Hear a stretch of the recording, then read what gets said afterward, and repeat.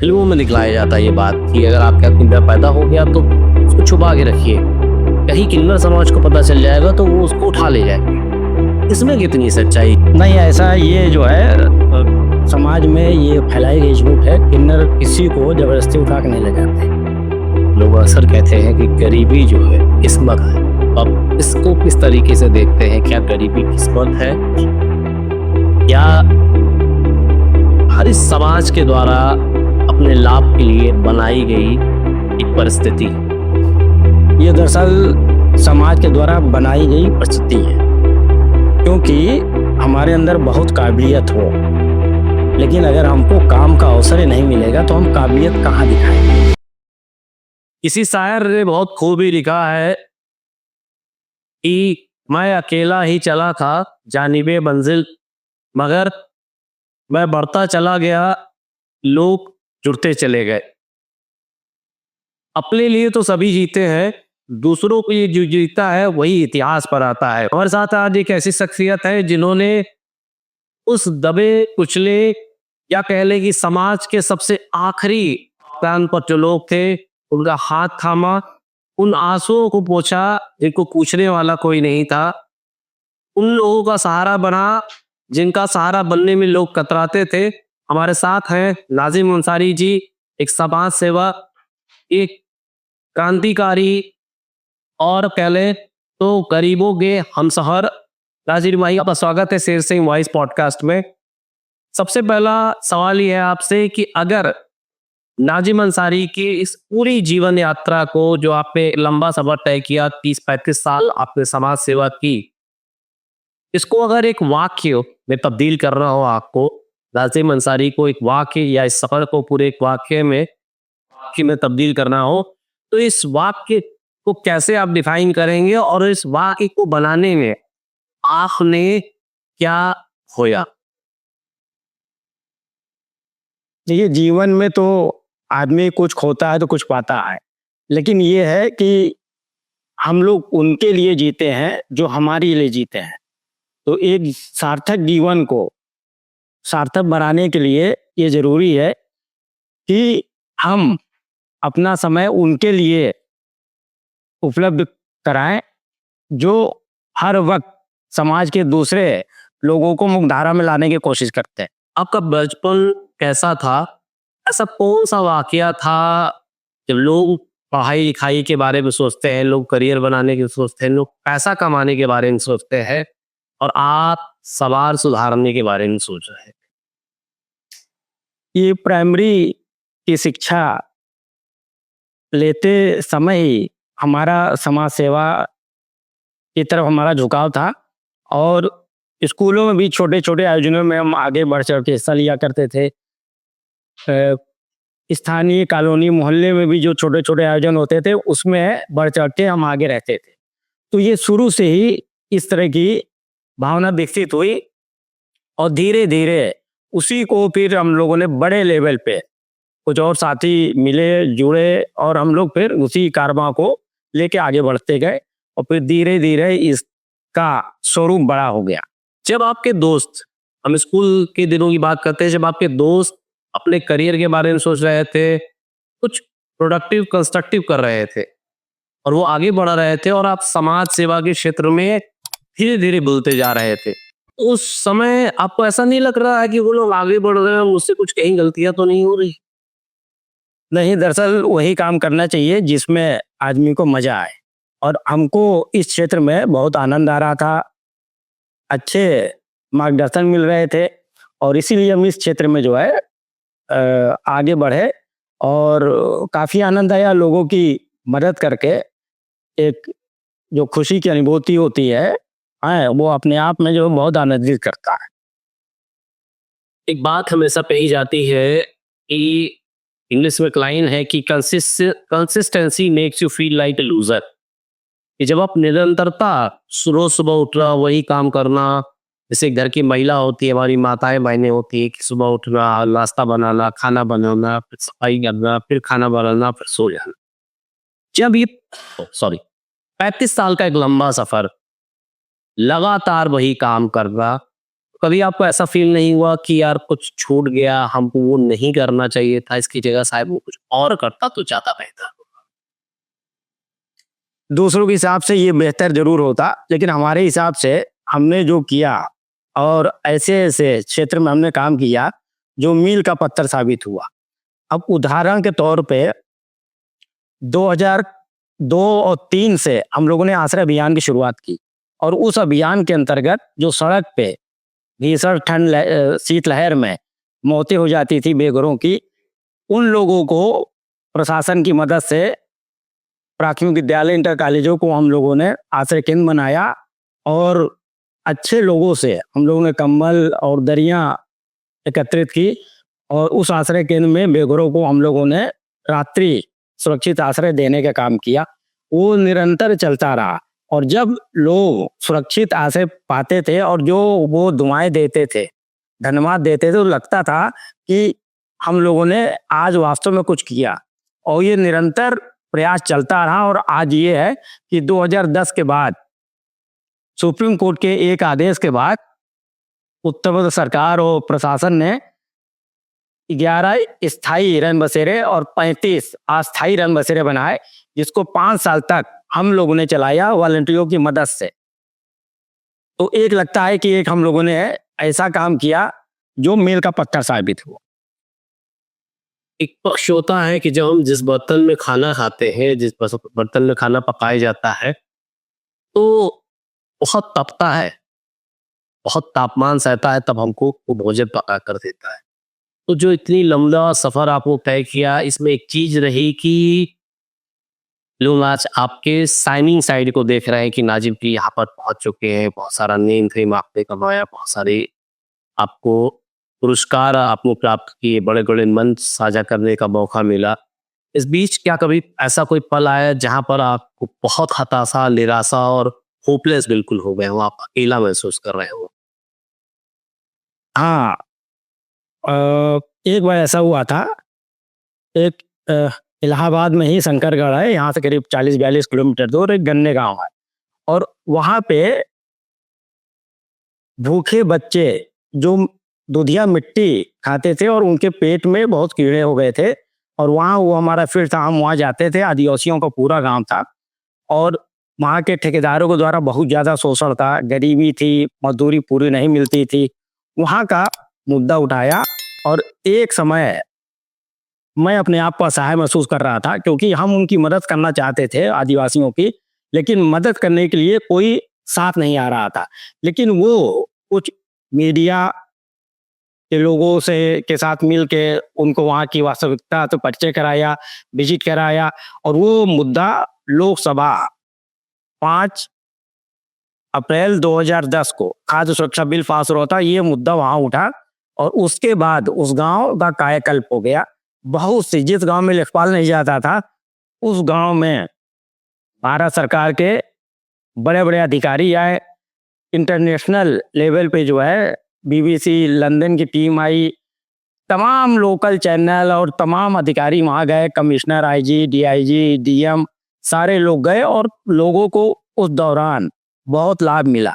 लेकिन वो लाभ दिलाने के पीछे एक समय ऐसा आया था कि जो मैं असहाय महसूस कर रहा था, लेकिन मैं हिम्मत नहीं आ रहा और बाद में उसमें तमाम अधिकारी सस्पेंड हुए और उस गांव का जो है गांव के लोगों को दवाइयाँ, राशन, स्कूल पूरे गर्मी में खुले रहे और उनको तमाम लाभ मिलता रहा। ये वृतांत हमारे जीवन में आया। आम बेबसी, भुखमरी, या कह लें कि बहुत सारे ऐसा दर्द जिसको आपने देखा, करीब से जाना, महसूस किया और ऐसी कई बार हृदय विदारक घटनाओं से आप रूबरू हुए। तो क्या कभी ऐसी कोई घटना आपके सामने आई या कोई ऐसा दृश्य आया जिसने आपको आंसू तो पोंछने में मजबूर किया, लेकिन साथ ही साथ उसने आपको रुला भी दिया? हाँ, इस तरह की परिस्थितियाँ कई बार सामने आई क्योंकि हम लोग शहरी क्षेत्र में हम लोग बस्तियों में काम करते हैं निर्धन परिवारों के साथ। जब उनके घर तोड़े जाते हैं और वो बेघर हो जाते हैं और उनके बच्चे बिलखते हैं, उनकी छोटे छोटे बेटियां छत के लिए तरसती हैं और उनके सर पे एक पन्नी भी नहीं रहता, तो उनकी तकलीफ को देख के हाँ, मन रोता है। अ, सर आपने कहा कि उनके घर टूटते हैं, उनके छत पर तिरपाल तक नहीं रहती है। और ये बात सही है कि जब हम लोग इतने कुछ सु सुविधा संपन्न होने के बावजूद भी हम अपनी शिकायत लोगों से दर्ज कराते हैं आज की डेट में भी, कि कार है तो छोटी कार है, फ़ोन है तो यार मेरे पास तो 20,000 वाला एक फ़ोन है, देखो उसके पास तो 80,000 वाला है। हमारे पास 7,000 वाले जूते हैं, उस पे देखो 1.5 लाख वाले पहने हैं। तो ऐसे लोगों के लिए क्या मैसेज करना चाहेंगे कि एक तबका तो वो है जिसके पास लाखों रुपए बैंक अकाउंट में है, करोड़ों रुपए के मकान में रह रहा है, कई लाख की गाड़ी में चल रहा है, फिर भी वो अपने आप को बेबस और लाचार महसूस कर रहा है और फिर भी वो दूसरों से तुलना कर रहा है। वही दूसरा तबका है जो निश्चित तौर पर सच में बेबस है, सच सच में लावारिस है और सच में मदद की बाट जो रहा है कि मदद करे और उसका वो हाथ थामे और वो आगे बढ़ जाए।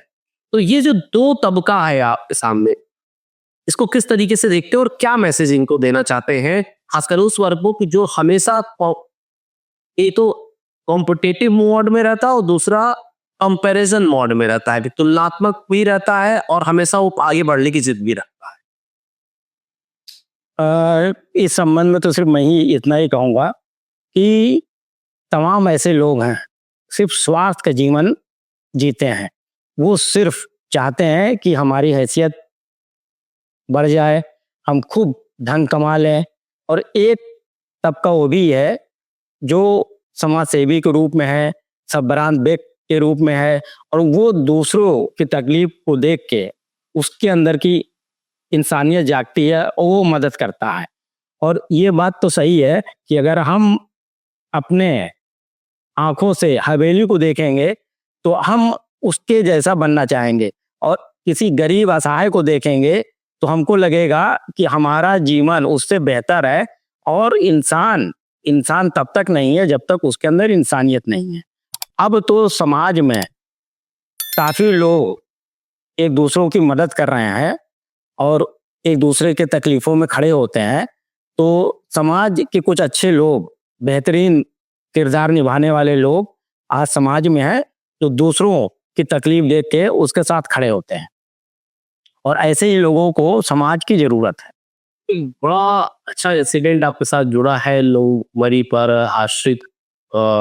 निराश्रितों पर, बेसहारे पर, बुजुर्गों पर, वृद्धों पर, अनाथों पर, विधवाओं पर तो कार्य कर ही रहे, लंबे समय से इस पर कार्य कर रहे। ये एक तबका जो आपने चुना वो है ट्रांसजेंडर यानी किन्नर, जो मुख्य धारा से बहुत अलग थे। आपने बहुत जबरदस्त प्रयास किया, पुरजोर कोशिश करी। जो अर्धनारीश्वर, इसको भगवान का स्वरूप माना जाता, साक्षात ईश्वर का स्वरूप माना जाता, उस जो समाज से बिल्कुल भी वंचित रहा, अनदेखा रहा, उस तबके पर आपकी नजर गई, आपने पकड़ा उनको, उनको उठाया। तो क्या मनसा थी, क्या कहाँ से ये सोच डेवलप हुई कि मुझे नहीं इस किन्नर समाज के लिए कुछ करना है? हाँ, बिल्कुल सही आपने जो है पूछा है। और एक हमारी जो मदर इन लॉ थी, उनकी सहेली थी तमा खाला, उनको हम कहते हैं। वो बाराबंकी देवा शरीफ में जब मैं शादी होने के बाद मैं गया था, तो वो हमको अपने दामाद के जैसे उन्होंने हमारे साथ बिहेव किया। तो पहली बार किसी किन्नर से डायरेक्ट हमारी मुलाकात हुई, उनसे बातचीत तो उनके व्यक्तित्व से मैं प्रभावित हुआ और मुझे भी लगा कि अपने शहर में किन्नरों के साथ काम करना चाहिए, क्योंकि ये तो इतने अच्छे हैं और इनको समाज ने बिल्कुल अनदेखा कर दिया है। जब ये बधाई, शादी ब्याह या बधाई, बच्चा होने पे बधाई गाने जाते थे तो लोग दरवाजा बंद कर लेते थे, और दरवाजा अगर किसी वजह से खोल भी दिया तो जो है चाहते थे कि जितनी जल्दी हो ये यहाँ से चले जाएं। तो समाज लगातार अनदेखा कर रहा था हमको।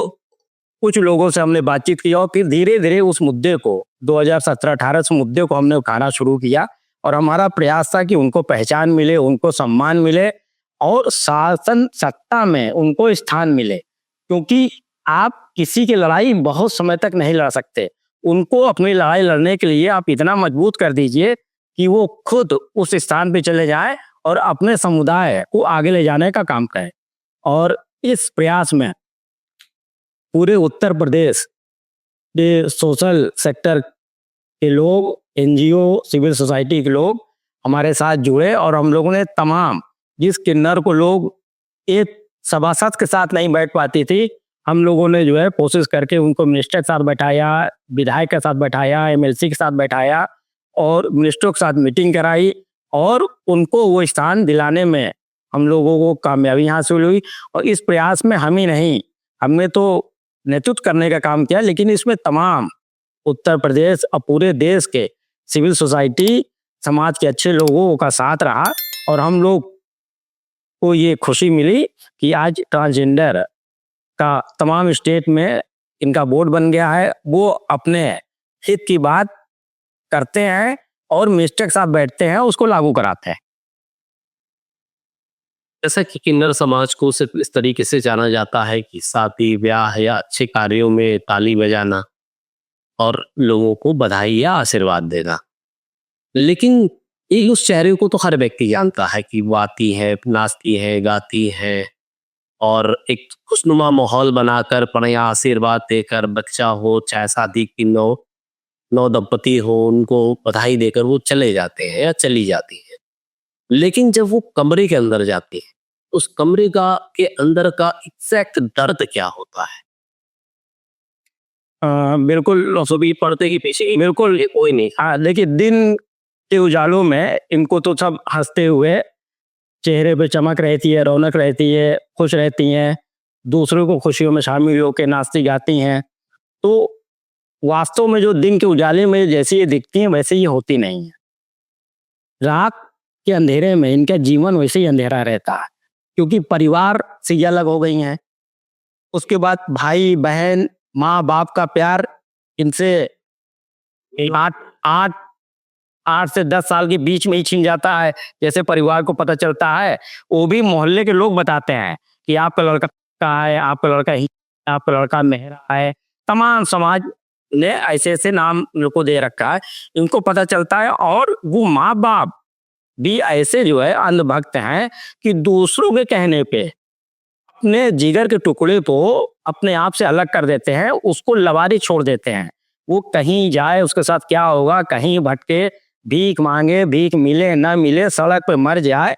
इनके साथ जैसे इन 7-8 साल के बाद इनको होश आता है और इनके अंदर जीवन जीने की ललक पैदा होती है, तो इनको परिवार के लोग इनको अलग कर देते हैं या किसी जो है किन्नर के हवाले कर देते हैं या भटकने के लिए सड़क पर छोड़ देते हैं। तो इनका परिवार से शुरू से ही जो प्यार मिलना चाहिए उससे ही वंचित हो जाते हैं। और ये रात में जब इनको जरूरत होती है तो वो प्यार इनको नहीं मिलता। हाँ, तो इनको प्यार देता है इनका गुरु, वही माँ वही बाप बन के इनको जो है तमाम चीज, शिक्षा दीक्षा वही देता है, वही सिखाता है। और फिर ये लोग जो है अपने पैर पे खड़े होते हैं। और इनके अंदर हम लोग तो तमाम वर्षों से ये मांग कर रहे हैं कि ये किन्नर है, लेकिन इनके एक विधा के मालिक हैं, ये अच्छे सिंगर हैं, अच्छे ये नृत्यज्ञ हैं, अच्छा डांस करते हैं। ये आपके हमारे घर जाते हैं तो आपके खुशियों में, हमारे खुशियों में शामिल होते हैं और अपने हुनर की वजह से आपसे मांगते हैं। जो भी नेक होता है, हाँ, उसको तो सरकार भीख कह रही है, लेकिन वो भीख गलत है, वो नेक है। जैसे उदाहरण के तौर पे आप ये समझिए कि आप अगर आप पैसा कमाते हैं, 20,000 रुपये कमाते हैं, तो सुबह आप दूध आप मंगाते हैं, टूथपेस्ट इस्तेमाल करते हैं, उसके बाद दाल चावल खाना जो आप नाश्ते में करते हैं, खाना खाते हैं, और कपड़ा लत्ता जो हर चीज की आप कीमत चुकाते हैं। और उसी तरह आप शादी ब्याह करते हैं, आप लाखों रुपए खर्च कर और दूसरों को खिलाते हैं। सबका हिस्सा है। अगर आप पहले तो आपने खिलाया तो ऐसा कुछ नहीं है, सबका हिस्सा है। आपसे ये ऊपर वाला कराता है, एक अदृश्य शक्ति है जो आपसे कराती है, ये उसके हिस्से का ये दाना पानी है। उसी तरह ये जो किन्नर समुदाय है वो अपने हिस्से का लेने आता है। अगर आप उसका हिस्सा, जिसको नेक हम लोग कहते हैं, अगर आप वो दे रहे हैं, लेकिन उसको सम्मान के साथ देंगे, तो उन लोगों का आशीर्वाद 100% आपके ऊपर लगेगा, क्योंकि ऊपर वाला अगर कुछ लेता है तो बहुत कुछ दे देता है। तो इनको वैसे भी आदिकाल से इनको उपदेवता की संज्ञा दी गई है, तो इनको सम्मान। और वैसे ही अगर आप दीन दुखियों को खाना खिलाते हैं, भोजन कराते हैं, तो उनके जो हृदय से जो आपके लिए दुआएं निकलेंगी, वो आपको तरक्की के रास्ते पे ले जाएगी। हिंदू समाज के लिए सबसे बड़ी समस्या क्या है? गरीबी, शिक्षा, रोजगार या समाज की उपेक्षा? देखिए, समाज की उपेक्षा थी, लेकिन समाज तो अब उनको सम्मान दे रहा है। लेकिन गरीबी अशिक्षा से जुड़ी हुई है, क्योंकि कोई भी किन्नर अपने शहर में सर्वाइव नहीं करता, उसको अपना घर छोड़ना पड़ता है, वो दूसरे प्रदेश में जाती है और जो है वो किराए के मकान में रहती हैं। और उनका यही है कि ने हमारे आपका शादी ब्याह होता है, वो जो बधाई बजाने आते हैं, गाने आते हैं, उसी से उनका जीवन टिका है। तो एक तो अशिक्षा और सम्मान तो थोड़ा थोड़ा मिलने लगा है, समाज के लोग जागरूक हो रहे हैं, लेकिन अशिक्षा बहुत बड़ा कारण है। और अगर इसमें राज्य सरकार इनको स्वरोजगार करने का अवसर उपलब्ध करा दे, तो बहुत सी ट्रांसजेंडर है जो पढ़ी लिखी हैं, वो अपना खुद का स्वरोजगार कर सकती हैं। लेकिन उसके लिए सरकार को ये अवसर उपलब्ध कराना पड़ेगा, उनको बिना ब्याज का लोन 2 लाख 5 लाख उपलब्ध करा दे, तो वो भी कुछ कर सकती हैं। लेकिन ये सरकार की जिम्मेदारी है। ये जो कल्याण बोर्ड बना है सारे प्रदेशों में, उसके जो माननीय सदस्यगण है, वो लोग इस मुद्दे को उठाएं, तो इनके जीवन में बदलाव आ सकता है। एक बहुत बड़ा मुद्दा आपने उठाया किन्नरों के लिए, वो है किन्नर कल्याण बोर्ड। वो मुद्दा जो उठाया आपने, जो लड़ाई आपने लड़ी, वो अभी कहाँ तक पहुंची है? उसका उसके गठन की क्या पॉसिबिलिटी है? कितना वो काम आपका पूरा हो चुका और कितना काम अभी है? ये लगातार हम लोग नासा जजमेंट आने के बाद केंद्र सरकार और लोकसभा में भी बिल पेश हुआ और वहाँ पारित हो गया। उसके बाद जो है राज्य सरकार में दबाव बना के हम लोगों ने हाई कोर्ट में याचिका भी दायर की, सबको नोटिस गई और यहाँ से तमाम माननीय विधायक गणों के साथ मिल के हम लोगों ने लेटर लिखवाए, कई मिनिस्टरों के साथ हम लोगों ने लेटर लिखवाए। कई किन्नरों के बड़े बड़े सम्मेलन, संगोष्ठी, सेमिनार कानपुर, लखनऊ, बनारस, इलाहाबाद, बरेली, ये बड़े बड़े शहरों में हम लोगों ने जन जागरूकता अभियान चलाया। और एक समाज कल्याण मंत्री हुआ करते थे रमापति शास्त्री, उनके कहने पे हम लोगों ने एक किन्नरों की उत्तर प्रदेश में स्थिति परिस्थिति पे एक पूरी रिपोर्ट, एक किताब भी प्रकाशित की, इसमें पूरा उल्लेख है। और क्या नाम है उसका? उत्तर प्रदेश के किन्नरों की स्थिति परिस्थिति पर एक रिपोर्ट, हाँ, और वो जो है वो हम लोगों ने प्रकाशित की और सारे मिनिस्टरों को हम लोगों ने भेजा और इनकी स्थिति क्या है उसके बारे में बताया। और तब जाके ये कल्याण बोर्ड बनवाने में हम लोग को सफलता मिली।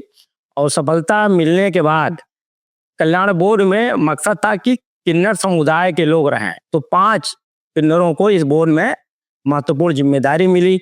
अब ये सारा दायित्व उनके ऊपर आ गया है कि उनके समुदाय में क्या करना चाहिए, कैसे वो अपने लिए रणनीति बनाए, नीति बनाए जो किन्नरों के वेलफेयर के लिए उचित हो। तो वो लोग इस मीटिंग में चर्चा करते हैं और कुछ कुछ मुद्दे हम लोग भी उनको भेजते हैं, और ताकि वो उस मुद्दे पर चर्चा करें और किन्नर समुदाय के हित में निर्णय लें। अगर परिवार में किन्नर पैदा हो जाए तो उसके लिए सबसे बड़ा दुश्मन कौन है? क्या उसकी माँ जिसने उसको पैदा किया, पिता, या उसके परिवार के लोग, या पड़ोसी, या समाज? इसमें सबसे बड़ा जिम्मेदार पड़ोसी और समाज है। क्या उसके माँ बाप क्यों नहीं? अगर मैं नहीं चाहूंगा कि मेरे बच्चे को मेरे घर से कोई जुदा कर दे, तो क्या कोई सेट रूल है कि समाज ने उसको कहा तो हम उसको पार कर दें? दरअसल समाज से जुड़ा परिवार है। अब परिवार समाज के तानों से इतना परेशान हो जाता है कि अपने जिगर को टुकड़ा को अपने से दूर करने में उनको तनिक भी देरी नहीं लगती। तो अगर देखा जाए तो सबसे बड़े जिम्मेदार तो परिवार के लोग हैं, खासकर माँ बाप। लेकिन ये उनको ताना मारने का काम करता है पड़ोसी और समाज करता है। और वो इतने कमजोर होते हैं दिल के और कानों के कि दूसरे की बातों में आ जाते हैं और एक बच्चे को अपने घर से दूर कर देते हैं और वो अपने आप से दूर कर देते हैं। इनर को जैसे परिवार में एक फिल्मों में दिखलाया जाता है ये बात कि अगर आपका किन्नर पैदा हो गया तो उसको छुपा के रखिए, कहीं किन्नर समाज को पता चल जाएगा तो वो उसको उठा ले जाएंगे। इसमें कितनी सच्चाई है? अगर आप स्वयं से सौंपते हो, स्वयं भगाते हो, अगर आप नहीं देना चाहे तो क्या किन्नर का जो समाज है, जो उनका संगठन है, क्या उसको जबरदस्ती लेके चला जाए? नहीं, ऐसा ये जो है समाज में ये फैलाई गई झूठ है। किन्नर किसी को जबरदस्ती उठा के नहीं ले जाते, परिवार के लोग ही दे देते हैं। या वो लड़का समझदार हो गया है, 14-15 साल 20 साल का हो गया है और उसका इंटरेस्ट है कि उसको लड़की के कपड़े पहनने, उसको सजना संवरना है, उसको डांस करना है, तो वो किसी न किसी के संपर्क में आ जाता है, फिर किन्नर समुदाय तक पहुंचता है, वो स्वेच्छा से जाता है। अगर ना जाना चाहे तो क्या किन्नर समाज जबरदस्ती ले जाएगा? नहीं, जबरदस्ती नहीं ले। अगर वो अपनी जिंदगी जीना चाहता, अपने माँ बाप तमाम लोग जीना चाहते हैं तो तमाम लोग ऐसे नौकरियां कर रहे हैं, काम कर रहे हैं, अपने परिवार के साथ रहे। परिवार के साथ रह रहे हैं। वो परिवार के लोग वास्तव में दिलदार हैं और मन के पक्के हैं, जो समाज और पड़ोसियों की चिंता नहीं करते और अपने बच्चे को अपने पास रखते हैं और उसके हिसाब से उसको मौका और जीने का अवसर उपलब्ध कराते हैं। आपने सबसे बड़ा जो काम किया है वो हजारों मजदूरों के लिए, हजारों पहले तो संख्या बहुत छोटी है।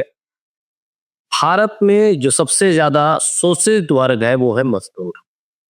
वो किसी भी तबके का मजदूर हो, मजदूरी तो खैर उनको भी लोग काउंट कर लेते हैं जो प्रोफेशनल वर्कर है, लेकिन उनको ठीक ठाक स्टाइपेंड्स है, ठीक ठाक सैलरी है, वो हालांकि उस ट्रेडिंग में नहीं आएंगे। लेकिन जैसे कि ईंट भट्टे हैं, कोयले की खदानें हैं, या आप कह लें जो सिल्का सैंड है, जो उन तमाम ऐसे वर्ग हैं जहां पर मजदूर काम करते हैं, उनका शोषण होता है। तो ऐसे शोषित मजदूरों के लिए आपने काम किया, क्या ऐसी चीज थी जो आपको मजदूरों की तरफ लेकर चली गई? क्योंकि अगर हम शहर में रहते हैं तो हम 1-2 किलोमीटर की दूरी पे जिधर भी निकल जाएंगे तो हम लोग को लेबर अड्डा मिल जाएगा। जी। और हम लोग अपने घर में कुछ न कुछ त्योहार के समय, होली, दीपावली, ईद के समय अपने घर में कुछ भी करना है तो मजदूरों की जरूरत पड़ेगी। बिल्कुल। सफाई करवाना है या पुताई करवाना है या कोई छोटा दीवार बनाना है, हाँ, तो उसमें जो है मजदूरों की जरूरत है और मजदूरों को लेने के लिए आपको लेबर अड्डा जाना पड़ेगा। तो वहां पे मजदूरों के साथ ये है कि 300-400 मजदूर इकट्ठे होते हैं और काम मिलता है 100-150 मजदूरों को। बाकी दिन भर इस इंतजार में रहते हैं कि कहीं से कुछ आधे दिन का ही काम मिल जाए ताकि रात में खाने का जुगाड़ हो जाए, क्योंकि वो घर से उतना ही किराया लेके आए हैं जिससे कि वो लेबर अड्डे पहुंच जाए इस उम्मीद में कि उनको आज काम मिल जाएगा तो खाने का जुगाड़ हो जाएगा। एक तो उनकी ये स्थिति प्रभावित किया और कुछ साल पहले तक उनके मजदूरी तय नहीं थी। राज्य सरकार न्यूनतम मजदूरी तय करती है। ये विडंबना देखिए राज्य सरकार की कि जहां डॉक्टर अपनी अधिकतम मजदूरी तय करता है, वकील अपनी फीस अलग तय करता है, कोई इंजीनियर या फ्रिज बनाने वाला, एसी बनाने वाला, वो अपनी मजदूरी तय करता है कि हम आएंगे और हमको वहां तक हमको इतनी चाहिए। तो इसमें जो राजमिस्त्री वो भी टेक्निकल है, लेकिन वो अपनी मजदूरी तय नहीं कर सकता। बड़ा ही तय कर, हाँ, मजदूरी हाँ बड़ा ही तय कर लेता है, लेकिन राजमिस्त्री तय नहीं करता। हाँ, क्योंकि हम लोग 2-3 ट्रेड यूनियन है, 2 यूनियन है और एक जो है फेडरेशन है मजदूरों के मुद्दे पे जो काम करती है। तो हम लोगों ने इनका अधिकतम मजदूरी तय किया, सरकार ने न्यूनतम मजदूरी कर दिया। तो अब जो है पब्लिक या आम आदमी ले जाता है तो 20 की मजदूरी देता है। तो इनके जीवन में थोड़ा सा सुधार आया और तमाम लेबर अड्डों को हम लोगों ने जो है एक बृहद स्तर पर सुविधाओं से लैस लेबर अड्डे, आदर्श लेबर अड्डे बनाए जाए, इसका हम लोगों ने डिमांड किया। और सबसे बड़ी सफलता मिली कि 1996 का कानून था, उत्तर प्रदेश भवन एवं वन सन्निवार कर्मकार कल्याण बोर्ड, उसमें लगातार आंदोलन पूरे देश में चल रहे थे। अंततः 2010 में वो बोर्ड का गठन हुआ और जो है उसमें ये सम्मान आंदोलन करने का ये परिणाम हुआ कि हमारी पत्नी को उस बोर्ड का पहला मेंबर बनाया गया और 16 योजनाएं उस कमेटी ने, बीओसी बोर्ड ने 16 योजनाएं मजदूरों के हित में बनाया, जिसका लाभ लगातार 2018-20 तक मिलता रहा। अब उन योजनाओं में कटौती कर दी गई है।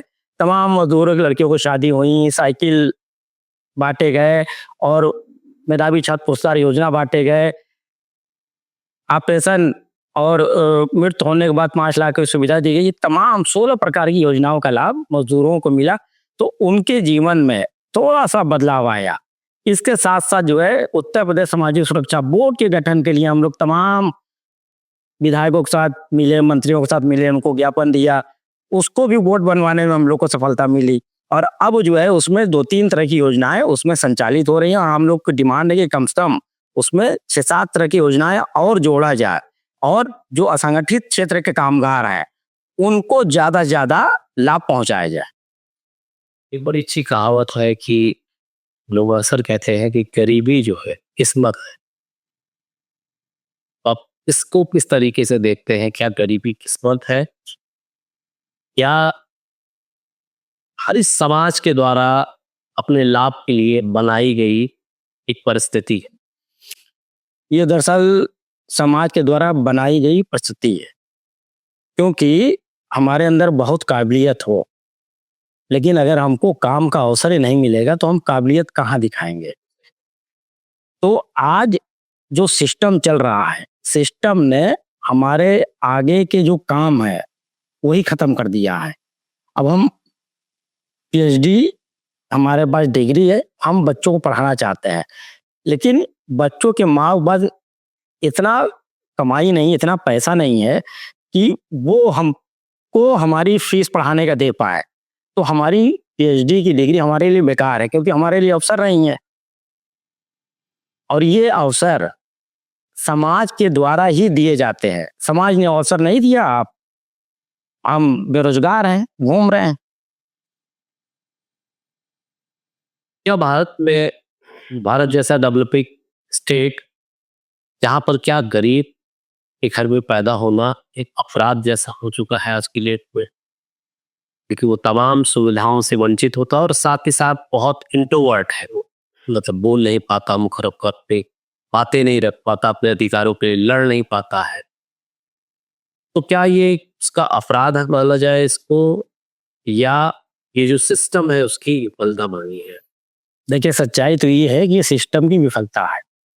आज आप सोचिए, अब बिल्कुल निचले तबके के लोगों की हम बात करते हैं, 2 लोग एक बात करते हैं, एक मजदूर की और एक जो आजकल ई रिक्शा चालक है। आज जो है ये दोनों सुबह निकलते हैं और दोनों रिक्शा चालक को सवारी न मिले। आज रविवार को देख लीजिए कि रविवार को लोग सारे अपने महीने हफ्ते भर के काम निपटाते थे, अब सुबह जो है सवारी नहीं निकलती। मजदूर लेबर चौराहे पे है, उसको जो है मालिक नहीं मिलता कि काम कराने ले जाएगा।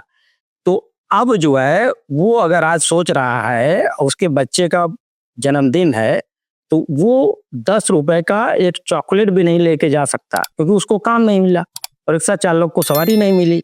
और उसमें जो है किराए का रिक्शा है तो उसको भी 300-400 रुपए देना है, और मजदूर है उसको तो अपने खाने को 20 रुपए भी नहीं मिले, क्योंकि उसको काम नहीं मिला। तो आज जो है जब वो काम नहीं मिलता दोनों को, तो उसको लगता है कि कहाँ पैदा हो गए, परिवार को हम खिला नहीं पा रहे हैं, वो फिर कोसता है। और वही सिचुएशन उनके बच्चों के साथ होती है। कि जब लगता है कि खाने को नहीं है तो बच्चा भी ये सोचता है कि भगवान जो है ऐसा क्यों हम लोग साथ कर रहा है, क्यों इतना गरीब बनाया, क्यों इतना निर्धन बनाया, क्यों आज हम लोग दाने दानों को मोहताज है। तो ये सिस्टम जिम्मेदार है। तमाम उपलब्धियां आपके साथ जुड़ी हुई है, जैसे कि आपने मजदूरों के साथ काम किया, किन्नरों के साथ काम किया, निराश्रितों के लिए काम किया। उसी क्रम में आपने एक और तबका जो समाज की मुख्य धारा तो नहीं कही उनको, जिनको बहुत ही, या एक शब्द होता है नीच, घटिया, या अगर कोई और गंदा शब्द हो, उस उसको उस तरीके का तबका माना जाता है, इसको विस्तृत रूप से कहा जाए वैश्य। जो भारत के लिए नहीं, समाज के लिए नहीं, हर वर्ग के लिए एक गाली।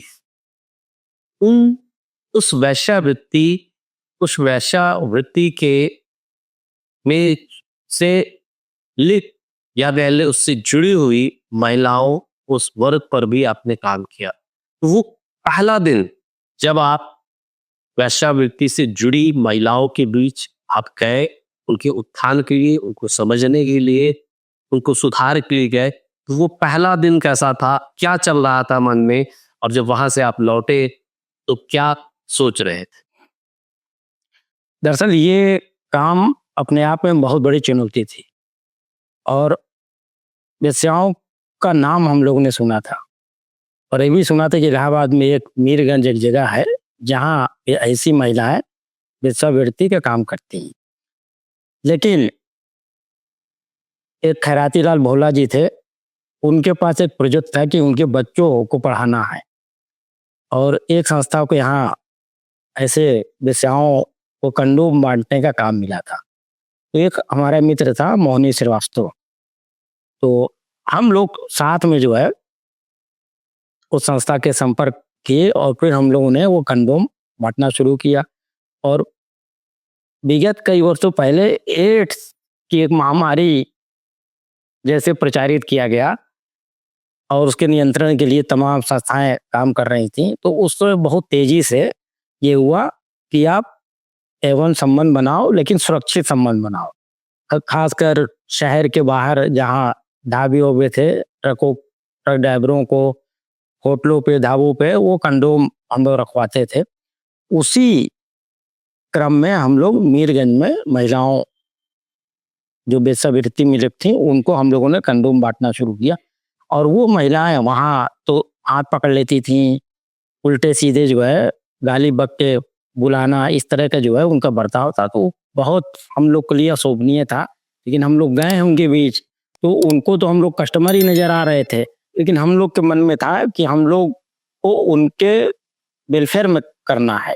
कि धीरे धीरे जो है जान पहचान हो गई, कुछ से जान पहचान हुई, कि धीरे धीरे उनके बच्चों की जानकारी ली, और फिर उन बच्चों का बैंक में खाता खुला, और फिर वो लोक सेवक मंडल कल्याणी देवी में उन बच्चों को पढ़ाया जाने लगा। उससे जो है कुछ उसमें वेश्याओं के लड़कियां भी थीं, लड़के भी थे, वो धीरे धीरे चलता रहा और आज भी चल रहा है। तो उनके भी जाके हम लोगों ने इस तरह का काम किया, और फिर बाद में जो है कुछ मित्रों के साथ हम लोग और जुड़े, रेस्क्यू भी हम लोग उन संस्थाओं के साथ कराने में हम लोग को सफलता मिली। बहुत लड़कियों को जो बेचा गया था अलग अलग शहरों में, उनको रेस्क्यू करा के पुलिस की मदद से उनको जो है उनके घर भेजा गया।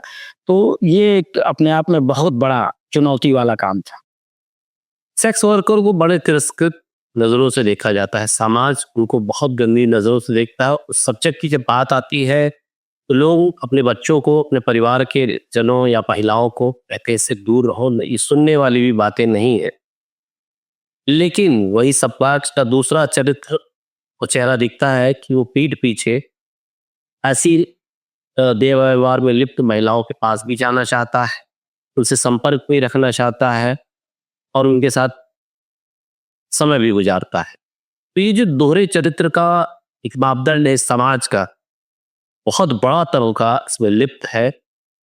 वो आप मतलब कहा जाए तो जैसे कि उसका एक चेहरा ये भी है कि वो बहुत अच्छा है, और दूसरा चेहरा ये घृणित चेहरा है कि जो व्यक्ति सुबह उसी महिला को तिरस्कार की नजरों से देख रहा था, और शाम होते होते या रात होते होते उसी को एक भूखे भेड़िए के रूप में वो दिखता है, और उसकी आंखें जो ईश्वरीय आंखें थे वो राक्षसी आंखों में तब्दील हो जाती। बिल्कुल सही बात है। इसमें मैं ये कहना चाहूँगा कि जितनी दोषी वो महिला है, उससे 100% ज़्यादा पुरुष दोषी है। अगर एक महिला इस तरह का देह व्यापार का काम कर रही है, तो यही काम तो पुरुष भी कर रहा है, तो पुरुष भी वेश्या कहलाएगा। लेकिन क्योंकि हमारा देश पुरुष प्रधान देश है, वो महिलाओं के ऊपर लांछन लगाना उसके लिए 1 मिनट का काम है, 1 सेकंड का काम है। लेकिन अगर वही महिला उसको भी कह दे कि तुम भी जो है वेश्या हो, तो अवकाश सामने आ जाएगी। और दरअसल होता क्या है कि वो वेश्यावृत्ति में लिप्त महिला वो तो एक अपने जगह पे है, लेकिन ये पुरुष ही तो मुंह मारने जाता है। और उस वेश्या में लिप्त महिला को देखिए, वो शराबी, कबाबी, बदमाश, सीधा जो अय्याश सबको झेलती है। और एक समाज सुधारने का अगर सही काम है तो वो वेश्या कर रही है कि अगर ऐसे ही लोगों को संतुष्ट न करे, तो यही जल्लाद लोग समाज में, मोहल्ले में या सड़क पे घूमती लड़कियों को छेड़ेंगे। ये जो जब दिमाग में अय्यासी चढ़ती है ना, गंदगी जब चढ़ती है, तो वो किसी को नहीं देखता। और ऐसे ही लोग हैं जो बलात्कार करते हैं, ऐसे ही आगल पागल टाइप के दरिंदे जो सड़क पर घूमते हैं, जो लड़कियों को, महिलाओं को, बूढ़ी औरतों तक को नहीं छोड़ रहे हैं। तो अब तो सरकार ने, माननीय उच्चतम न्यायालय ने इन वेश्यावृत्ति मृत महिलाओं को ये अधिकार दे दिया है कि आप सुरक्षा के साथ आप कहीं भी किसी के साथ संबंध बना सकती हो, क्योंकि उनके आजीविका का मामला है। ऐसी महिलाओं को अगर कोई महिला किसी से अगर उससे मांगे 100-200 रुपए दे दीजिए, तो आदमी कहता कि अरे हट्टी कट्टी जवान तो हो, काम क्यों नहीं करती। और उसको मदद नहीं करेंगे या उसको काम दिलाने में आगे नहीं आएंगे, लेकिन उपदेश तुरंत दे देंगे। तो अगर वो शरीर अपना बेच के अगर आजीविका कमा रही है, तो कोई बुराई नहीं है, उच्चतम न्यायालय ने कह दिया है। राजीव जी, मैं आपसे जानना चाहूंगा, चूंकि आपने सेक्स वर्करों पर भी काम किया है, सेक्स वर्कर, देह व्यापार, ह्यूमन ट्रैफिकिंग, सभी मामले जो है कहीं ना कहीं एक काल पोटरी जैसा है, या सभी शब्द एक काल पोटरी जैसा है। दूसरा, आपने बताया कि सुप्रीम कोर्ट, हमारे उच्चतम न्यायालय ने उनको अधिकार दिया है। एक तरफ तो हम महिला उत्थान की बात करते हैं, महिला सुरक्षा की बात करते हैं, महिलाओं को संरक्षण की बात करते हैं, उसको सशक्तिकरण की बात करते हैं।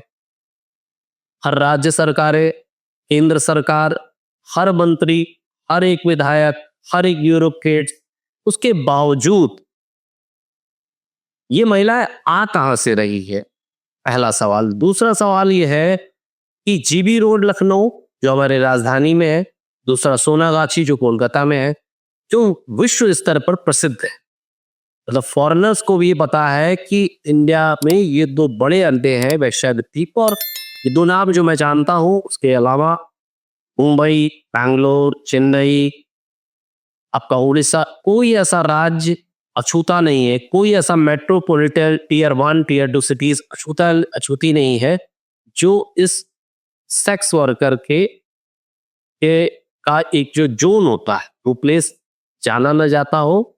और साथ ही साथ ये तो मुद्दा ही है, इसके साथ साथ जो आज लोगों के मोबाइलों पर पॉर्न परोसा जा रहा है, उस पर आप क्या कहना चाहेंगे? देखिए, ये इस धंधे में जो महिलाओं की तस्करी हो रही है, ये गरीब प्रदेश जो हैं, खासकर आसाम, बिहार और दूसरे देश की बात करें तो नेपाल, और नेपाल से बड़ी संख्या में महिलाओं की तस्करी होती है, उनको नौकरी दिलाने के नाम पे।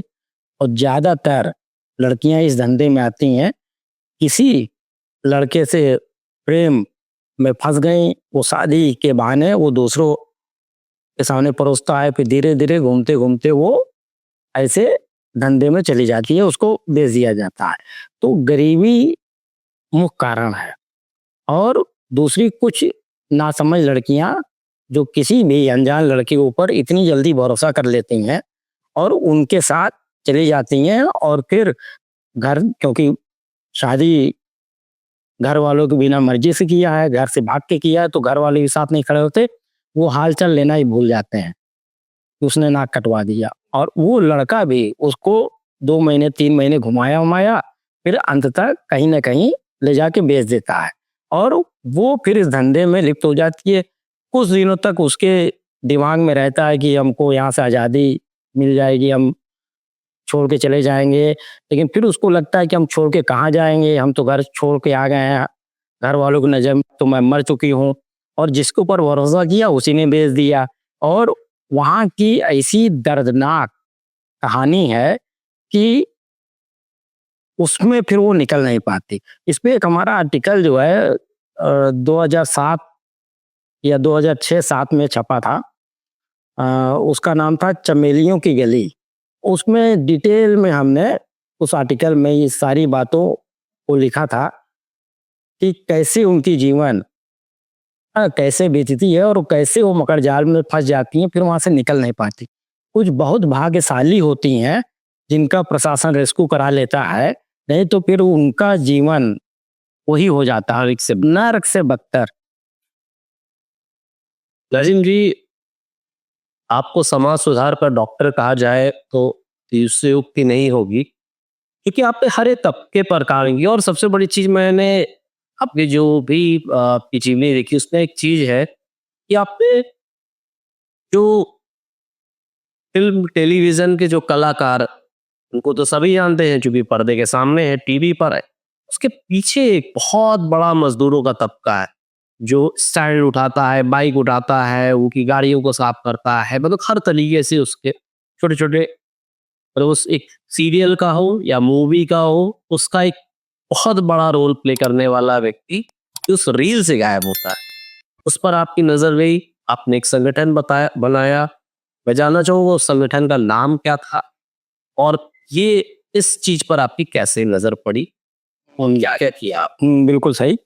दरअसल क्योंकि हम लोग बहुत सालों से सन 2000 से ही प्रयाग गौरव सम्मान दे रहे थे और उभरते कलाकारों को मंच दे रहे थे, तो उस आयोजन करने के लिए तो एक संगठन का निर्माण हुआ था। उसके बाद वो फिर प्रयाग महोत्सव के स्वरूप में आया और फिर उसमें प्रयाग गौरव सम्मान हम लोग देने लगे।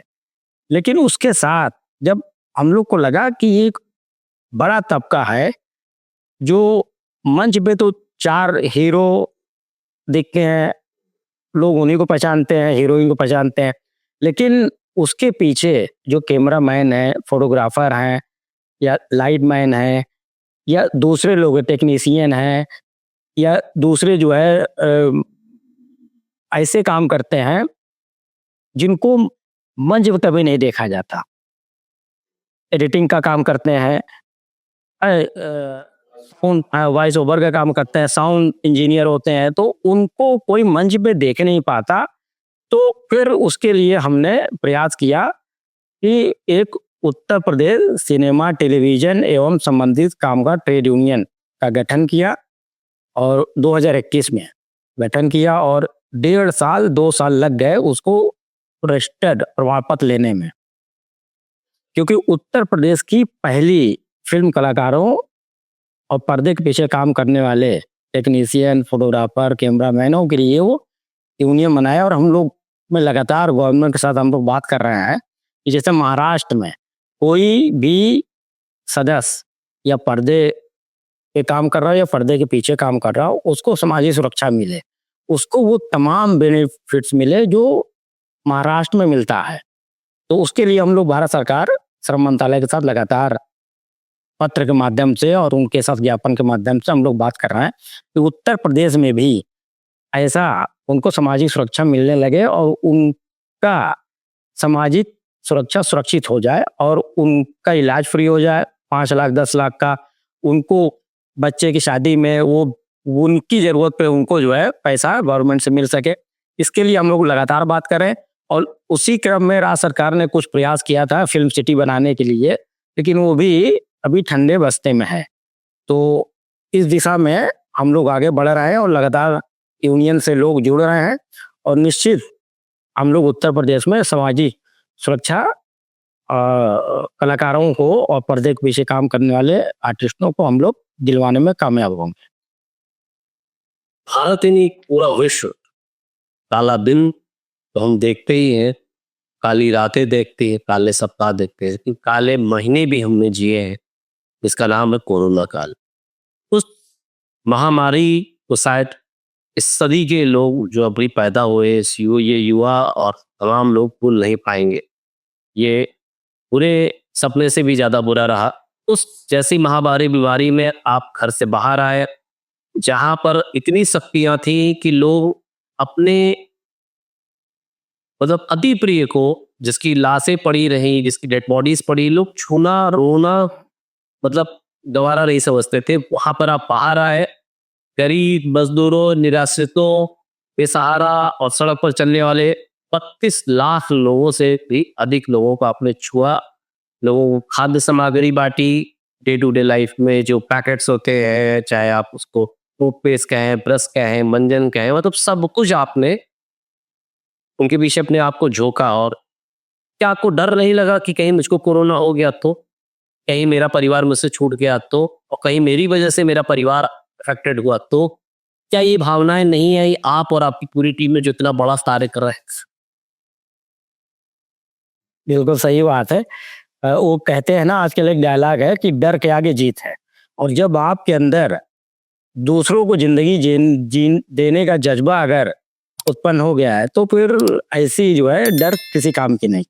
और निश्चित रूप से उस समय कई हम लोग, क्योंकि सोशल वर्कर हैं, तो हम लोग को लगा कि इस कोरोना काल में लोग जहाँ हैं वहीं रुक गए, क्योंकि शहर में कम से कम 50,000 मजदूर बाहर से आके काम करते हैं, तमाम तरह के मजदूर हैं, और वो अचानक फंस गए। और उनके लिए 1-2 दिन जो कमाई थी उससे खाया, उसके बाद उनकी हफ्ता 10 दिन बाद उनकी हालत खराब होने लगे, क्योंकि काम मिलना बंद हो गया। और काम जब मिलना बंद हो जाएगा तो उनको इनकम नहीं होगी, मेहनताना नहीं मिलेगा, तो खाएंगे कैसे खरीद के? तो फिर उसमें जो है कुछ लोगों से हमने बात किया, तो किसी ने जो है हमको 5 कुंटल, 10 कुंटल, 3 कुंटल आटा दे दिया, किसी ने चावल दे दिया, किसी ने जो है दाल दे दिया। ऐसे ऐसे देते देते काफी सामान इकट्ठा हो गया। उसके बाद से जो है ये हुआ कि अब बांटा कैसे जाए, उसके लिए प्रशासन की परमिशन की जरूरत है। तो उस समय एडीएम सिटी थे अशोक कुमार कनौजिया, और सिविल डिफेंस के चीफ वार्डन अनिल कुमार जी थे, उनसे हमने बात किया।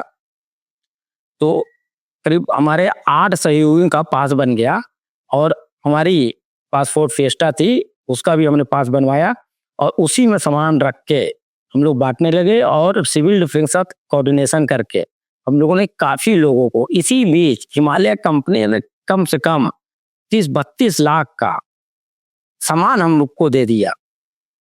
उन्होंने पता किया कि भाई इलाहाबाद में कुछ सामान बांटना है, तो कौन सी अच्छी संस्था है, तो उन्होंने हमारा नाम बताया। फिर सारी फॉर्मेलिटी पूरी की, और फिर उसके बाद ट्रक से सामान आया, फिर यहाँ गोदाम आया, गोदाम से हम लोगों ने अपने यहाँ कई जगह हमने अपना गोदाम बनाया। वो इसी बीच जोमेटो और स्विगी ने भी कई कई ट्रक से माल भेजना शुरू कर दिया, और उसमें 10 किलो आटा, 5 किलो चावल, दाल, नमक, तेल, ये तमाम चीज। तो लगातार हम लोग 1.5-2 महीने, और फिर जो लोकल लोग, हम लोग उसको सोशल मीडिया पर डालते, फिर लोकल लोग आर्थिक रूप से मदद करने लगे। तो जो ट्रकों से जो प्रवासी मजदूर आते थे, तो उन लोगों को हम लोग शास्त्री ब्रिज पर जाके उन लोगों को लाई चना, केला, 100-100 दर्जन केला, 200-200 दर्जन केला, लाई चना, पूरा छोटा हाथी में भर भर के ले जाके हम लोगों ने वहां बांटना शुरू किया। और समाज ने दिया, हम लोग जरूर उसमें चाह रहे हैं कि आप लोग सिर्फ मजदूरों और निराश्रितों को नहीं, किन्नरों को नहीं, पूरे समाज को संगठन पूरे या आपने हाँ, और तमाम लोग जो वॉलेंटियर जुड़े थे, MSW के बच्चे हमसे समाज सेवा पढ़ने आते हैं, तो वो सब इन्वॉल्व हुए और एक बड़ी टीम बनी और सब लोग मदद करने के लिए आगे आ गए, तमाम लोगों ने। और लेकिन इसमें प्रशासन ने मदद की, खासकर अनिल कुमार जी का विशेष सहयोग रहा, जिससे जो है हम लोग तमाम जगह जा जाके हम लोग को बांटने में सहायता मिली। लोग मतलब सामाजिक संगठन बनाते हैं, आपके समाज को ही संगठन बना है जी, एक बड़ी और आपके साथ एक घटना जुड़ी हुई, आपने इंडो नेपाल यात्रा कर डाली मोटरसाइकिल से, तो उसके पीछे का उद्देश्य क्या था, क्या विजन था, क्या मन में लेकर आप चल पड़े इंडो नेपाल यात्रा कर? दरअसल ये 2004 की घटना है और उस समय नेपाल में भारत के लोगों को मधेसिया कहा जाता है, उनको बहुत अच्छे नजर से नहीं देखा जाता। तो एक नफरत, नेपाल और भारत में नफरत पनप चुकी थी और जब भी भारतीय लोग जाते थे तो वो माओवादी जो है ऊपर से वो पेट्रोल बम फेंक देते थे बसों में, गाड़ियों में, और अपने वहां से कोई जाते थे तो शीशे में फेंक देते थे तो आग लग जाती थी। इस तरह का उनको लूट उट भी लेते थे। आदमी जब भाग जाएगा, गाड़ी खराब हो गई तो जो सुनाम की लूट लेते थे। बहुत दहशत थी। फिर युवा की कुछ युवाओं से मेरी बात, उन्होंने कहा कि नाजिम भाई चलिए कुछ जो है किया जाए, यात्रा किया जाए। तो हमको नेपाल का नाम सुनकर लगा अरे यार नेपाल, हमने कहा कहीं आसपास चलो, कहा नहीं नेपाल चलना है। हमने कहा कि धीरे धीरे वो दिमाग में डालते रहे, फिर मेरा भी मन हुआ कि चलो नेपाल चलते हैं। फिर हुआ कैसे चला जाए, पहले ये योजना थी साइकिल से चलने की। ये हुआ कि साइकिल कहाँ से मिलेगी, तो बहुत समय लगेगा, तो ये भी मोटरसाइकिल से चला जाए। तो हम लोग 8 लोग 4 मोटरसाइकिल पे हम लोग तय हुआ और फिर हुआ कि भाई परमिशन लेना पड़ेगा। तो परमिशन के लिए फिर उस समय सांसद हुआ करते थे शैलेंद्र कुमार, उनसे हम मिले, उनसे चिट्ठी लिखाए और रेवती रमन सिंह होते थे सांसद, तो उनसे चिट्ठी लिखवाए विदेश मंत्रालय को। विदेश मंत्रालय से हमने नेपाल गवर्नमेंट और यहाँ चिट्ठी भिजवाए। यहाँ सरकार ने चिट्ठी राष्ट्रीय एकीकरण विभाग को, एक के उपाध्याय बाद में राष्ट्रीय एकीकरण के सचिव थे, उनसे मुलाकात हुई और फिर एक परमिशन मिला। तो सारे सर्किट हाउस में रुकने की व्यवस्था हो गई और मोटरसाइकिल से हम लोग यात्रा के 15 दिन की यात्रा थी। और जो इलाहाबाद 1 अक्टूबर से शुरू होकर भदोही, मिर्जापुर, बनारस, गाजीपुर, आजमगढ़ होते हुए इस रूट से हम लोग जो है गोरखपुर, महाराजगंज और फिर जो है हम लोग गए महाराजगंज में, गोरखपुर में 2003 में SSP थे विजय कुमार जी, जो अभी DGP के पास से रिटायर हुए। तो वो विजिलेंस के SP थे गोरखपुर में। जब उनसे मेरी बात हुई, उन्होंने कहा कि आओ स्वागत है। फिर उन्होंने गोरखपुर में डिम्पल वर्मा वहाँ DM थी, उनसे बात, उन्होंने सर्किट हाउस में रुकने की व्यवस्था कराई। फिर हम जो है SP साहब से मिले, विजय कुमार जी से, वो पहले से परिचित थे इलाहाबाद में।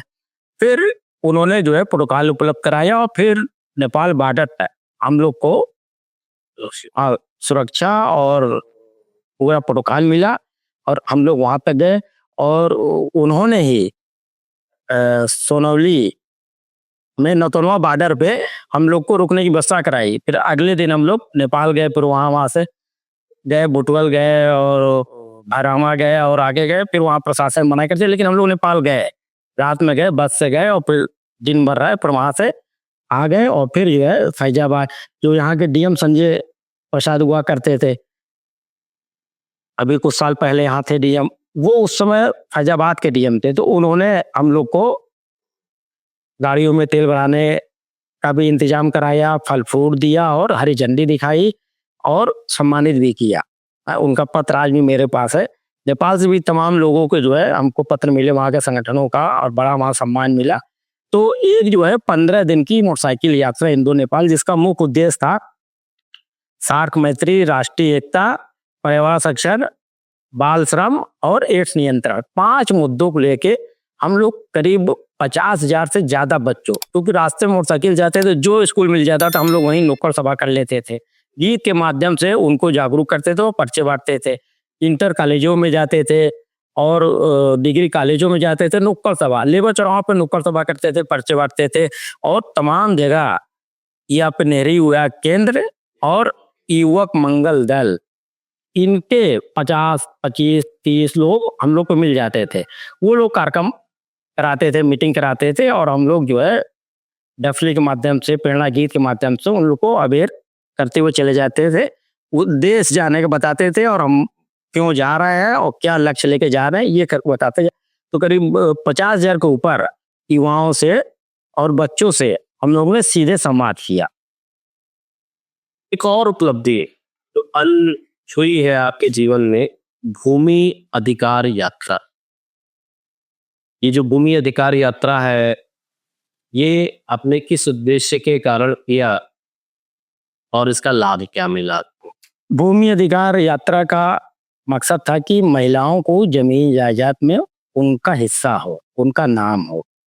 और ये यात्रा हम लोगों ने 2008 या 9 में या नहीं 6 में 5-6 में ये यात्रा हम लोगों ने किया।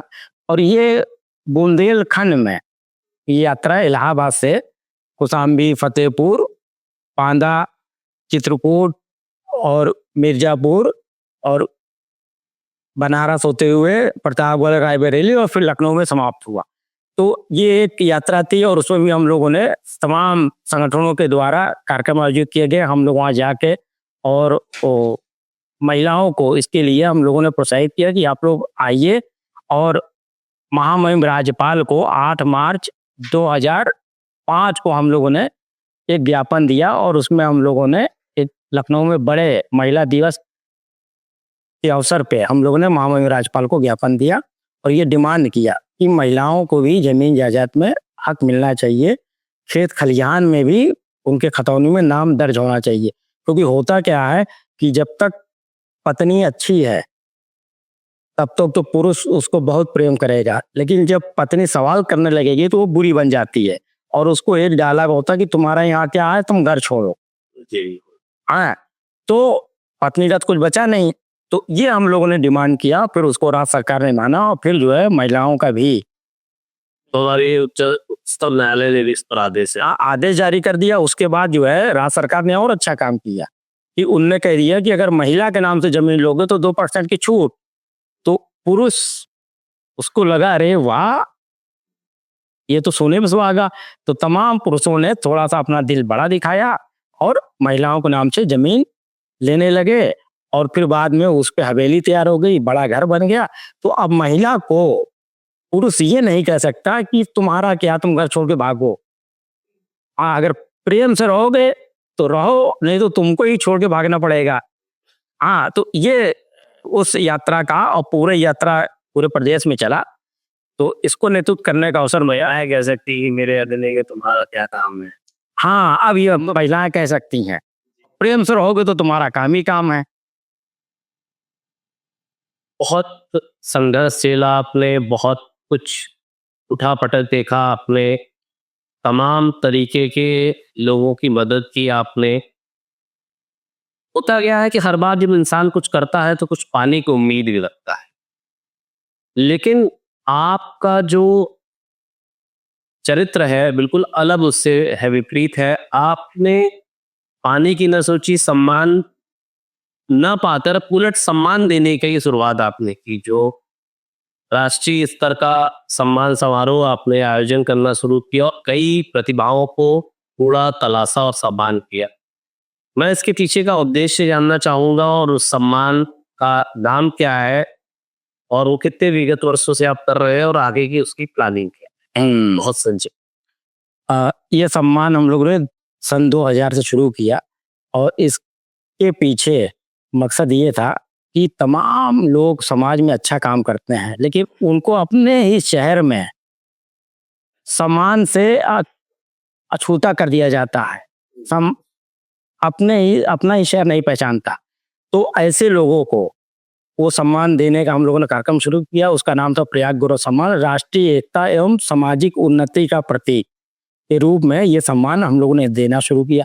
उसमें गवर्नर भी आए, कई 4-6 एक बार मिनिस्टर आए, फिर कई विश्वविद्यालय के वाइस चांसलर आए, हाई कोर्ट के वर्तमान न्यायाधीश आए और इसी तरह लोकायुक्त आए, उनके साथ कई आयोग के चेयरमैन आए। तो 15 पहले हम लोग 11 फील्ड में दिया करते थे, उसको बढ़ा के 15 फील्ड कर दिया है कि हर साल होगा 15 फील्ड से ये सम्मान दिया जाएगा, जिसमें विधि न्याय है, पत्रकारिता है, समाज सेवा है, चिकित्सा है, साहित्य है, अभियंत्रण है, रेलवे है। इस तरह 15 फील्ड से हम लोग ये सम्मान देते हैं। और जो प्रयाग गौरव सम्मान में जो आया है, उसको वास्तव में लगता है, वो लोग कहते भी हैं कि अगर सम्मान हो तो प्रयाग गौरव सम्मान जैसा हो, क्योंकि हम लोग शहर को, समाज को सिखाते हैं कि सम्मान वास्तव में कैसे किया जाता है। आजकल तो लोग जो है, एक जो है सर्टिफिकेट पकड़ा देते हैं या एक तो शाल उड़ा दी, हो गया सम्मान। दरअसल ये सम्मान का अपमान है। आपने समाज में बहुत अच्छा काम किया और आपको जो है एक शाल उड़ा के ताली बजाते सम्मान हो गया, ये सम्मान है ही नहीं। सम्मान है कि आपके बारे में विस्तृत से बताया जाए और आपको सम्मान देने के लिए उस तरह के डेलीगेट्स हों, उस तरह के अतिथि हों और आपके बारे में बताया जाए कि आपको ये सम्मान दिया है। हाँ, क्यों दिया जा रहा है और आपका चयन करने के लिए वो कौन सी सिलेक्शन कमेटी है, किन लोगों ने बनाया है, नियम कैसे आपका चयन हो रहा है। तो काफी समय तक तो जस्टिस एस आर सिंह इस चयन समिति के चेयरमैन रहे। अब उसके चेयरमैन गोविंद सक्सेना जी हैं। उनके अध्यक्षता में 5 लोग की चयन समिति है, वो तय करती है और फिर ये सम्मान बहुत ही धूमधाम के साथ जो है हर क्षेत्र से ये दिया जाता है। लाइक आपने इसको तुम फिल्म फेयर और आईफा टेक। जी बिल्कुल।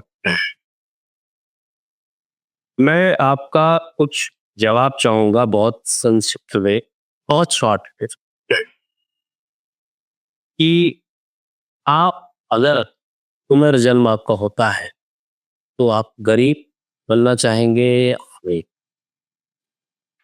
ना बहुत गरीब बनना चाहेंगे ना बहुत अमीर, बिल्कुल मध्यम परिवार में, और इतना पैसा हो कि गरीब के आंसुओं को पहुंच सके। अगर कोई गरीब परेशान है तो उसकी मदद कर सके, अगर वो कपड़ा मांगे तो उसको कपड़ा दे सके, अगर वो अन्न मांगे तो उसको अन्न दे सकें, और वो अगर कुछ ऐसी चीज मांगे अपने इस्तेमाल करने की तो उसको वो उपलब्ध करा सके, ये ही मकसद है। क्या चाहते हैं जीवन से, सम्मान या पैसा? देखिए, पैसा तो अपने आप आएगा, अगर सम्मान है तो पैसा अपने आप आता है। सिस्टम बनाना चाहते हैं या संघर्ष करना चाहते देखिए, संघर्ष तो बहुत हो गया है और धीरे धीरे सिस्टम भी अपने आप जो है डेवलप हो जा रहा है, क्योंकि बिना संघर्ष सिस्टम नहीं बनता। हैं? डर लगता है या हर बार उम्मीद बड़ी होती चली जाती है? देखिए, आदमी कोई भी काम शुरू करता है तो बहुत उम्मीद के साथ शुरू करता है, लेकिन उसमें असफलता मिलती है। लेकिन जो हमारे यार मित्र हैं या जो हमको जानते हैं, हम जितनी बार गिरते हैं उससे ज्यादा आत्मविश्वास के साथ फिर आगे बढ़ते हैं। जीवन को जो आपने अभी तक जिया है उसे एक जीत मानते हैं या उसे एक सीख मानते हैं? दोनों चीजें हैं, एक बहुत बड़ी जीत भी है और बहुत बड़ी सीख भी है, क्योंकि हर पल हम कुछ न कुछ सीखते हैं और जब तक उम्र रहेगी तब तक सीखते ही रहेंगे। एक ऐसा शब्द जो आपको परिभाषित करते हैं? बस एक शेर ही ये सारे वाक्य को मुकम्मल करेगा कि उठ बांध कमर क्यों डरता है, उठ बांध कमर क्यों डरता है, फिर देख खुदा क्या करता है, फिर देख खुदा क्या करता है। अगर आप उठोगे नहीं, लड़ोगे नहीं और उम्मीद करोगे कि आपको ईश्वर बहुत कुछ दे दे, तो ईश्वर तो इस इंतजार में बैठा है कि तू उठ तो मैं तुझे दूं। तो उठना पड़ेगा, लड़ना पड़ेगा, आगे बढ़ना पड़ेगा, फिर फल तो ऊपर वाला बैठा है देने के लिए। कोई ऐसी गलती जो आप दोबारा छोड़ नहीं, कभी हो गई लेकिन दोबारा नहीं हो? गलती तो बहुत लोगों पे, नए लोगों पे भरोसा नहीं करना चाहिए। एक ऐसा सपना जो बहुत दिनों से अधूरा है और उसे पूरा करने की चाहत रखनी चाहिए। लोगों के आंसू पोंछना, लगातार पूछ रहे हैं। लेकिन अभी पूरी तरह से संतुष्ट नहीं है। नाजिम जी, जब आप जिंदगी का आखिरी दिन आएगा आपका और आप पीछे मुड़कर देखेंगे तो आपको क्या लगेगा कि आपने इस दुनिया में ऐसा क्या छोड़ा है जिसके लिए लोग आपको याद करें? तो हम ही को नहीं, जो भी अपने जीवन में अच्छे काम किए हैं, समाज जरूर याद करता है। समाज को जो आपने दिया है, समाज उसको सूद ब्याज सहित वापस करता है। कुछ लोग अपनी जिंदगी जीते हैं, कुछ लोग दूसरों की जिंदगी बदलने के लिए जीते हैं। नाजिम जी, आपने आज की बातचीत ने साबित कर दिया कि असली समाज सेवा मंचों से नहीं होती, असली समाज सेवा मैदानों से होती है। आप हमारे इस पॉडकास्ट में आए, अपना बेशकीमती समय दिया। हम आपको आभार प्रकट करना चाहते हैं, साधुवाद देना चाहते हैं और आपका पुनः बहुत बहुत धन्यवाद। और मैं चाहूँगा कि आखिरी में हमारे दर्शकों के लिए आपका एक छोटा सा मैसेज और जरूर दें। दरअसल हर आदमी अपने स्तर पे समाज का भला करने का काम कर रहा है, और निश्चित रूप से अगर आप अपने जीवन को सार्थक बनाना चाहते हैं तो दूसरों को मदद करना बिल्कुल न भूलें। दूसरों को रास्ता दिखाएंगे, ईश्वर आपको रास्ता दिखाएगा। और यही सोच को लेके हम लोग आगे बढ़ते हैं। और बहुत बार ऐसा होता है कि हम लोग निराश रहते हैं कि ये काम कैसे होगा, ये काम कैसे होगा, तो कोई ना कोई व्यक्ति आ जाता है, हम लोग के कारोबार में शामिल हो जाता है, हम लोग के साथ चलने लगता है और हम लोग उस काम को पूरा कर लेते हैं। तो ये जो आपके मन में भाव है लोगों की मदद करने की, और यही भाव ईश्वर देखता है और फिर आपके लिए रास्ता बनाता जाता है। बहुत बहुत धन्यवाद।